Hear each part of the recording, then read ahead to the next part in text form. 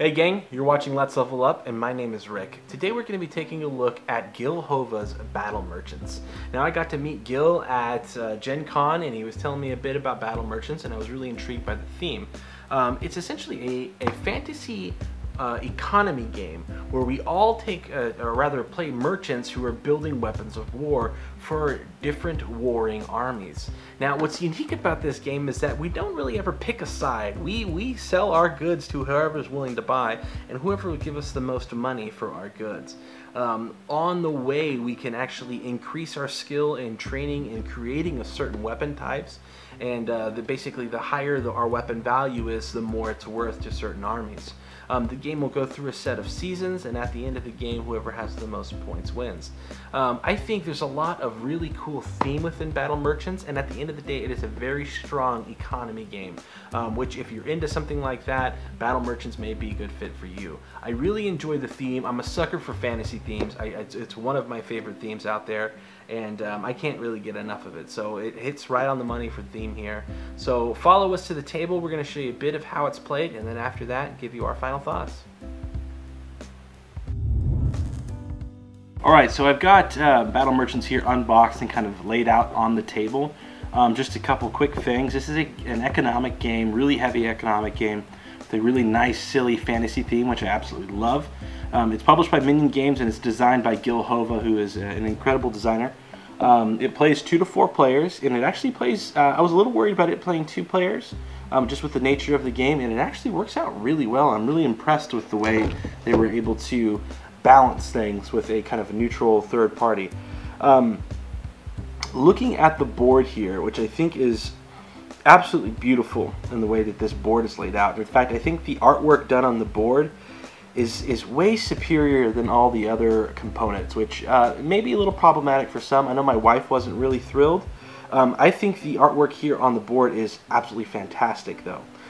This game is going to be about warring nations. We have an army of orcs who are taking on an army of elves, who are taking on an army of dwarves, who are taking on an army of hobgoblins. So each of these areas here have 2 lanes. So when we look here in the forest section, which is this green section, you see that the closest lane to the elves is the elf lane.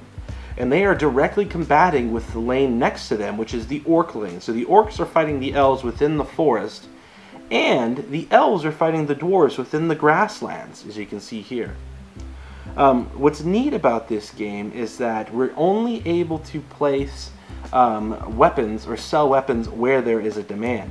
And the demand is noted by either an empty space here or a space with kind of the exposed fire, which means that there's actively troops being placed there. You can never place a weapon, I say never, there may be cards that allow you to, where there is a lock here in the demand space. What's really neat about this is that every time that we have 2 pairings of weapons on either side, for instance, an axe here and a sword, this token here gets removed and is added to wherever we are currently at within the seasons, which is this circular kind of round tracker here, and the next token gets flipped over down the chain. So now we're able to sell maces and hammers. Now, you are not bound to any side in this conflict, which makes things very interesting. So I can sell to both sides if I'd like. Each time I make a sale to an army on the first turn, I'm going to get a token that's going to increase the amount of money that I'm going to make. This is kind of like an influence token that we'll be able to get. So for instance, if I sell this sword here for the first time, and I haven't already taken my color's influence token off the track, the first time I do this per season allows me to get this. So you can eventually end up getting 4 bonuses throughout the game as you're selling weapons to the same race. Now I can do the same thing with the dwarves, with the hobgoblins, and with the orcs. And what this basically does is for each one of these conditional markers that I have, I can allow to sell my goods at 1 gold higher. What I really like about this game is that every decision I make means something in the long run of the game. This is not, it plays fairly quickly, but I wouldn't call this a game where your decisions aren't really that important. Everything you do in this game is setting you up for something else, and I think that speaks volumes to the strategy that Gil Hova has put into this. And I'm not generally an economic game fan. Maybe I'm becoming one, but I really like this game and how everything's laid out. There are 4 theaters of war: the grasslands, the forest, the desert, and the mountains. Each one also has its own resource token here, or influence token. So if I were to purchase a kingdom card that will allow me to grab this grasslands token, I'll be able to sell my goods again at a 1 higher gold value anytime I sell something within the grasslands theater of war, either to the dwarves or to the elves, which is really nice. So this game is all about spending enough money to produce inventory and then selling that inventory back at a profit, which I think it executes flawlessly. Another thing that I really like about this game is that there is a double-sided board here in play. Let me see if I can lift this up really quick. So here on the other side of the board, we actually have a 3-player variant, which is pretty nice. So there's actually 3 of the 4 races at war, which makes things very interesting. Anytime you're playing with 2 players, things can get a little hairy, and there's a little bit of a learning curve just with managing the 3rd NPC, which we'll get into in here in just a second, which is essentially acting as a 2nd player, or rather a 3rd player, so that the cards are being consumed at a normal rate. This game has really nice money, and I apologize, this is kind of all over the place here, but the game has really nice money. There are different values of things, so there's a 20, a couple 5s, a 1 5, and 3 1 pieces here. But this all represents gold, and whichever player has the most gold at the end of the game is going to be, or rather the most stock at the end of the game, and really gold when it comes down to it, is going to be declared the winner. This game is played over 4 rounds. So I mentioned before, anytime that we have a demand token there ready to play, and we meet the demand of both sides, we're going to take, and I lost it, there it is, there's my axe here. Anytime that this demand has been met, we're going to put one of the demand tokens that are there in the center, flip the other up. Whenever all 3 areas of the season have been met with demand, we're actually going to call it the end of the turn. And it basically, we're going to allow all players who haven't already acted this turn or have an equal number of turns per season. So if player 1 ends the turn, they're going to allow players 2 and 3 to keep going, which I think is really nice. Another thing here that I think is good is that we proceed to the next phase, which is summer. So we can keep going, and we're going to keep playing until all 4 seasons or entire year has been played. And it really, really, I think, very smartly done here in the way that they're executing that. Let's take a look at the player cards here. This player card is for 4 players, as denoted by the number 4. If you turn it around, it's also for 3 players, so you can use the yellow card then. This is the Halliburton and Co. You can see here there's a couple information that on a card this big, I would expect actually a little bit more, but they have a lot of room for art here. On this side, they have room for whatever weapons that you have forged and ready to sell. So you just kind of produce your tokens there on your table. Over here, you have defeated weapons. At the end of every season, any 2 sides that are matched up are going to go to war, and whoever has the stronger value is going to defeat the other one. You take the defeated weapon, and you get bonus points at the end of the game when it goes to scoring for how many ever defeated weapons you have in your cache. There are also kingdom cards, which we'll get into in a second, that you can take as actions. That'll give you some bonuses and allow you to score additional gold for doing things throughout the game. It really helps set your strategy up. Kingdom cards are limited by season, so when you're in the spring season, you can only ever have 2 kingdom cards face up in front of you.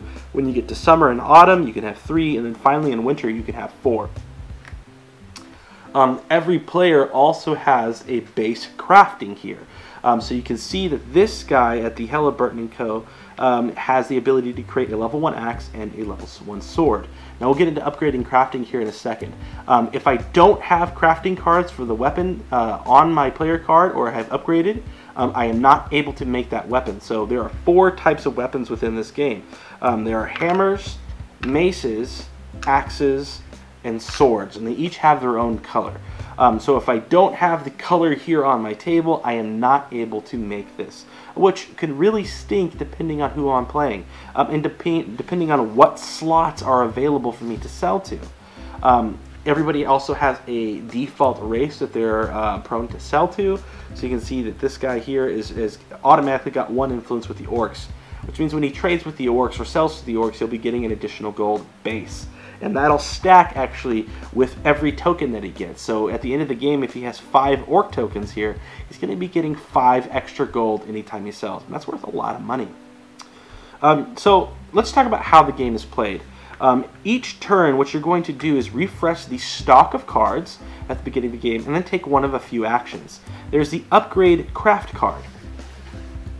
The craft cards are these little mini cards, and generally I'm not a big fan of mini cards, but these aren't too terrible, I should say. And they are basically the type of weapon that I have got, and I've got them all out of order here. The type of weapons that I can actually upgrade, and 5 of these will be face up at the beginning of the game. Now when I upgrade a weapon, I can take 1 of these that are available. So for instance, right now I have the axes, I have the swords, but I don't have maces. So I could take an action on my turn, and you must take an action. I could take this mace card here, and now I am able to craft maces. I could also, on my turn, if I didn't want to take maces, I could upgrade my swords to be even stronger. Right now there's only 1 sword in the bottom right corner, or sorry, the top left corner of this thing. Now if I were to buy this 2 swords here, it would upgrade me to a total power of 3. Now there's a cost associated with upgrading your craft. This sword that I have right here, or the mace I had, was free. It didn't cost me anything. But this sword is going to cost me 2 times the total number of current sword levels that I have. So when I have a 1, it's going to cost me 2. Now if I were to get this again, once I have a 3, it's going to cost me 6. But it will boost my power to 5. Now if my power in my weapon is greater than your power in your weapon, I beat you when we go to war, and then I get to put your weapon in my defeated weapons pile, which is really nice. Weapons come in 2 flavors. There's standard weapons, and then there's Vorpal weapons as well, which cost a little bit more to make, but you could sell them for quite a bit higher, and Vorpal weapons will always beat standard weapons, even if you are a higher level in the standard weapon. You can go up to 6 levels with each weapon type, and you unlock the ability to create Vorpal weapons at level 5 for that weapon type. If you get to the game and you get to the highest level of the weapon first, you can get a bonus card. So let's say I'm the first one to pick up axes at level 6. I get this card that says once per season you sell, you may forge and sell a single axe as a single action, which is really nice. And then I'll give you basically the forge and sell items for each of the different types, which again is a very powerful thing to do because we only can take 1 action on a turn. So this is part of our shop. But also part of our shop is the kingdom cards, which are a really, really cool way to get flavor in this game. So we have our kingdom cards here, and you can see that on the base of the kingdom card there's a letter, and we go through A, and then we finally get to B, and then we'll get to C, and then we'll get to D. Now there are going to be 3 kingdom cards up and ready to play. So you can see here I've got 3 localized needs already. So this localized need says when I take this card, I can get the reward for the desert. Whereas this right here is the reward for the forest, and this is the reward for the mountains. Now when I take one of these cards, you'll see that it has a permanent status there. That permanent means that this card is going to be in play forever. So when I take this card, I'm going to put it at the top of my player board here, and that'll count as one of my 2 cards for the season. When I eventually get into the summer, I'll be able to have 3 of these cards out. Some of these cards will also be immediate cards. The immediate card allows me to immediately take an action, and it resolves immediately. Blackmail here allows me to collect 5 gold. And you can see the artwork here is kind of a little bit of a risque picture, but this is what I'm talking about when the game doesn't take itself too seriously, and I think it really shines on that aspect. But immediate cards don't also count against your total of 2 kingdom cards, which is really, really nice. Some of the cards are kind of themed, so the A cards are a good way to start your engine. The B cards allow you to continue that engine and also provide you some things with end scoring. And then finally, when we get all the way to D, we have a special card, which is the final card, which actually never gets removed from this. It'll just stay there for the rest of the game, and players can just take this action for free. So the kingdom cards are a great way to add more flavor to the game and keep things really interesting. It was one of the things that I was really stoked on whenever I played with my wife, is how quickly she got into the kingdom card aspect of the game and was able to figure out strategy. So, for instance, there's cards that allow you to get bonus gold at the end of the game for every influence token you have of a certain race, which I think is really neat. So that is the player cards. That is the actions for upgrading crafts and taking kingdom cards. The other action is forging weapons. So I can forge up to 3 weapons on my turn if I have the ability to craft them. So right out of the gate, I have the ability to craft an axe and a sword. Now I can make any combination of 3 of these that I want. If I were to get this craft, and now I can do maces, I can do 1 of each, I can do 3 of one, I can, again, mix and match however I need. Look for the demand that's on the board and kind of speculate or guess or come to some sort of idea of what your opponents are going to be trying to do, because I think it's going to really help you out in the long-term strategy of this game. Whenever I'm going to buy a weapon, it's going to cost me whatever the base forge is, minus any bonuses that I may have. There are certain cards that will have a gold in the bottom left-hand corner of the card. If that is there, that means I can actually cost me 1 less gold to forge that weapon. But it's by base, it's going to cost me 5 gold. So if I wanted to do all 3 at the beginning of the game, it'd cost me 15 gold, and you only start the game out with 10. So you're going to be creating smaller orders in the beginning of the game and working your way up as you play the game, which I think is really nice. Finally, you can sell a weapon as an action. And again, the rules for selling a weapon are any space that there's currently a demand or an empty spot here. You can't sell a weapon to a slot that already has a space. So for instance, if I have a, if the red player has sold a sword right here, I can't come on top of that and sell another sword. I have to wait for that sword to be defeated by this axe square in order for me to, for that spot to free up, which I think is nice. And finally, there's the forge and sell weapon ability, which again allows us to kind of take the game and double in action, which is really nice. And that only gets available once you reach level 6 with a weapon. So as you play throughout these 4 seasons, you're going to come with there's going to be a lot of really interesting decisions that are made while the game is being played. And that is kind of an overall look of the game. Again, I really like it. I love the artwork on the board. I'm not too thrilled about the artwork of the cards. The quality of component is really nice. These are nice thick cardboard tokens. Of course, we got the wooden cubes here. All of the other tokens are really nice. The coins are some really fantastic artwork on the coins. I don't know what happened to the kingdom cards. I'm not really in love with that, but it is, you know, it is what it is, I think, at the end of the day. I always like to talk about the rule books. I thought the rule book for Battle Merchants was really well written. I could follow it along easily, and it was one of those games that I opened up the first page, I set up the game, it walks me through every step of that, and then we start playing the game, which I think is really nice. Let's talk 2 players for a second. So in a 2-player setup, we're going to be using this 2 to 4 player board, but we will also have this purple card or pink card in play that represents an NPC called Salesman Steve. Now in the NPC mode of Salesman Steve, you're actually going to place your crafting cards and kingdom cards on this tray. So anytime I were to take an action to upgrade my craft, I'm actually going to pull it off here, and then everything will shift over, as you can see. And then when we repopulate the cards at the beginning of the next player's turn, we'll repopulate this board. What's really unique about this is that I'll have my kingdom cards there as well. Now, if I take a kingdom card, you'll see that there's a white line connecting the tops of each of these cards, the kingdom cards, to the craft card above it. And then the 2 craft cards here are connected. Anytime I take one of these cards, I discard the other one. So if I were to take this axe, this 2x axe, and upgrade my axes with it, this kingdom card for the localized need in the desert would go away completely. And vice versa, if I were to take this card, it would go away. But everything will kind of shift around and keep things really fresh in the stock. The other thing that Salesman Steve provides is that he will have a little cube of whatever color you're not playing on his board. And he will actually sell a weapon to the race that he currently has a cube on, and it'll fill whatever the current slot is that is first available as you go down, or rather closest to the center of the board. And he can even go into locked territory, which is, I think, is interesting. although that'll be a rare scenario for you guys to have. So anytime any player sells a weapon, he immediately gets to sell a weapon, and then this moves over to the next race. So he'll sell to the dwarves one weapon, and then the elves, and then the hobgoblins, and the orcs. His weapons are always at a level 0, so all of your standard weapons will always beat Salesman Steve, and he's a great way to kind of maximize your bonus points if you're watching him closely enough. But he plays very, very efficiently, and it's not terribly taxing, although it is kind of confusing on your first game if you're jumping in with 2 players.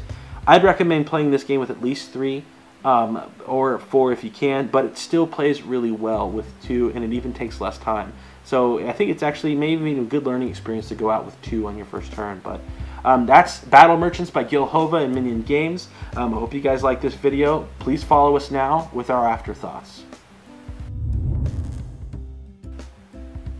Well, that's it for Battle Merchants. As you can see, I really enjoy the game. I think it's something that has a lot of value for me as a gamer. I don't have a lot of strong economy games on my shelf, so Battle Merchants fits a really nice niche that I'm currently missing. I really enjoy the theme as well, with it being a fantasy setting. It's interesting being a Lord of War, you know, and selling your weapons to these different nations or these different factions that are warring with each other. Whether I'm selling axes or maces or swords, I mean, it's all, again, thematically very sound, and I like that. I enjoy that the different Battle Merchants each have their own weapons that they're good at, and I enjoy being able to level things as I play the game. To me, those are all elements that really make for a fun experience. So if you're looking for a strong economy game, check out Gil Hova's Battle Merchants, published by Minion Games. I think you may really enjoy it if you're looking for an economy game. That being said, if you have any questions about the game, I'll be glad to help you out. Hit us up on Twitter at Let's Level Up. All of our social media information is available at letslevelup.net. Please, if you like this video, give us a thumbs up, subscribe to the channel if you haven't already, and most importantly, game on.